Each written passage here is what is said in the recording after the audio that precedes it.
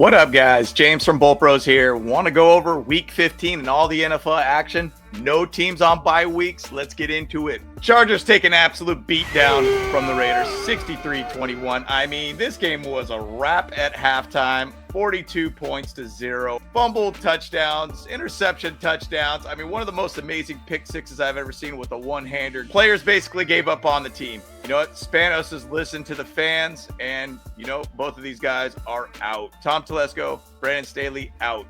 We're going to have a change of head coaching, change of GM. A lot of things are out there. My hopes is that we're going to see an incoming of Jim Harbaugh. That would be phenomenal. But we'll see what happens here, guys. But absolute beatdown, absolute catastrophe, absolute disaster. But next 3 games are going to be interesting here, guys. So once again, guys, Spanos did say they're going to try to make some bold moves ahead to have a different philosophy here from this point on. So, you know, greener pastures ahead for the Bolt fam. Let's see. Let's go. Bolt up. Bengals beat the Vikings in overtime, 27-24. This is now Jake Browning's 3rd win in the last 4 starts and gets a big win over the Vikings, who ironically did cut Jake 3 times when he was on their team. They probably regret that decision now. Last time that a starting quarterback has won 3 of the last 4 games happened for the Bengals with Boomer Esiason back in 1984. These Bengals could be deadly if they get in the playoffs, and they are in that running right now. Let's go. Colts beat the Steelers 30-13. Colts must be buttered because they are on a roll. They have won their last 5 of 6 games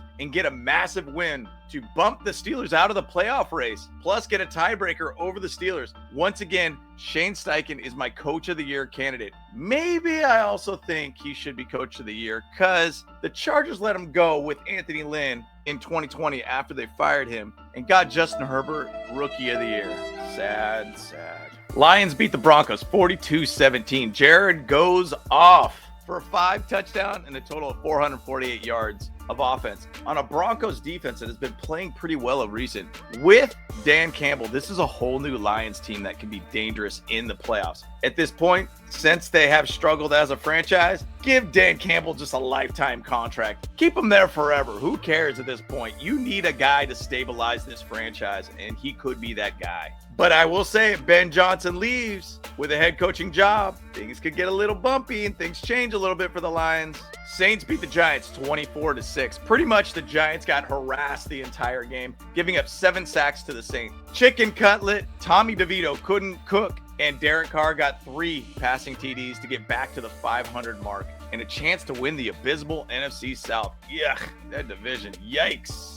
Browns beat the Bears 2017 in a game that was much closer than I thought it was. With under 2 minutes left in the 4th, tied game at 17-17, David Njoku made a huge catch on a 3rd and 15 to set up a Dustin Hopkins 34-yard field goal to go up 2017. The Bears did have a few seconds left, threw up a prayer, and Darnell Mooney almost had a game-winning catch in the end zone, but couldn't secure the catch. Woo! Big win for the Browns and stay in the playoff race. Let's go. Panthers beat the Falcons 9-7. Kind of a shocker game. Ugly game all around. Ugly conditions to play in, period. Also, you could have bought a ticket at game time for $2 and it even got under $1. No NFL franchise should ever have tickets at that price, regardless of whatever situation they're currently having with their season or weather conditions. That is a disgrace to an NFL franchise. Panthers fans down hard. That team's got to get better, man, somewhere or another. Buccaneers beat the Packers 34-20.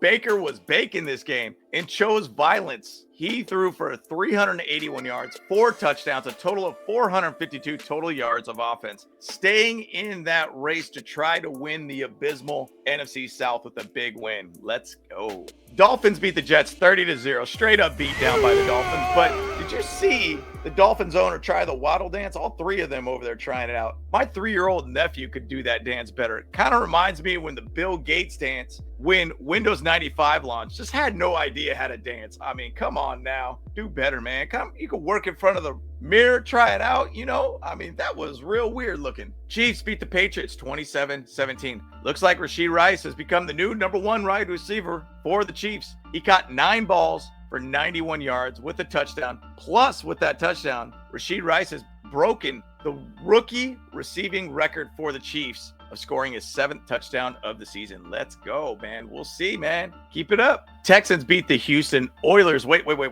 The Titans 19-17 in overtime. No offensive rookie of the year, CJ Stroud playing for the Texans. No problem. You got Case Keenum on the case, but the real hero was Devin Singletary. He had a game and made a massive catch with 1:43 left in OT to get the Texans in field goal range. Shortly after, he does get a long run for a touchdown, was pulled back from a penalty, still in field goal range. And John Christensen Kameni Aminu Mukia Kiyokampa Fairbarn. Yes, that's his real name. I probably butchered it. Hit a 54-yard field goal to win it. And by the way, those Oilers uniforms, nice. 49ers beat the Cardinals 45-29. Drip check on Kyler Murray. He actually went pretty basic this week and basically just got worked by the Niners all game. Once again, Niners are the best team in the NFL and NFC West champions. Once again, bang, bang, let's go. Rams beat the Commanders 28-20. It got a little shaky at the end for the Rams, but they kept the lead and kept in the playoff race to get the dub. Big game coming up for the Rams, playing against the 7-7 Saints. That will be huge for both teams in different ways for the playoffs. For the Rams, it's for the playoffs, and for the Saints, it's potentially for a division situation. Also, 4 wins in the last 5 for the Rams. Coaching makes a massive difference to get a team on track. Believe that. Bills beat the Cowboys 31-10. Well, here we go again with the Cowboys, the team that gets all hyped up through the season, then all of a sudden they fall apart when it counts. Cue the countless videos of Cowboy fans destroying their TVs. At least it's almost Christmas, so Santa could bring them a new TV to destroy when the Cowboys disappoint once again. Wild how many videos are out there of Cowboy fans destroying TVs. It's unbelievable, guys. YouTube that. Ravens beat the Jaguars 23-7 to clinch a playoff spot. With this loss, the Jaguars are really keeping it interesting for the AFC South, with now 3 teams tied at 8-6 for first place. Something ain't right with Trevor Lawrence out there, and the Jaguars on a 3-game losing streak now. Yikes. Seahawks beat the Eagles 20-17, with the Eagles up 17-13 with 1:44 left in the fourth. Eagles punt the ball to the Seahawks, and it gets to the 8-yard line. So they got to go 92 yards for a touchdown. Drew Lock had 2 3rd-and-10s and finds a way to get a 34-yard gain on the first 3rd-and-10, and then on the second 3rd-and-10, get a touchdown to Jackson Smith-Njigba for 29 yards to lock up that dub. That promotion for Matt Patricia to defensive coordinator for the Eagles is a bad look when it needed to count most for them.